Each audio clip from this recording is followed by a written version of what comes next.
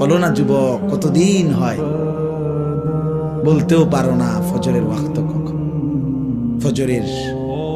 ফজরের সূর্য কেমন, ফজরের হাসি কেমন, ফজরের বরকত কেমন। আল্লাহ তাআলা বলেন ওয়াকুরআন আল ফজর আই সালাত আল ফজর। বাকি ফজরের নামাজকে কোরআন বলা হয়, মানে ফজরের নামাজ এটার নামাজও, আর এটার নামাজটাই কোরআন। তাফসিরে লিখছে মানে হলো এই ফজরের নামাজ যেন কোরআনুল করিমের লম্বা তেলাওয়াত দিয়ে মোড়াইয়া প্যাকেটিং করিয়া ফজরের নামাজ দেওয়া হয়েছে।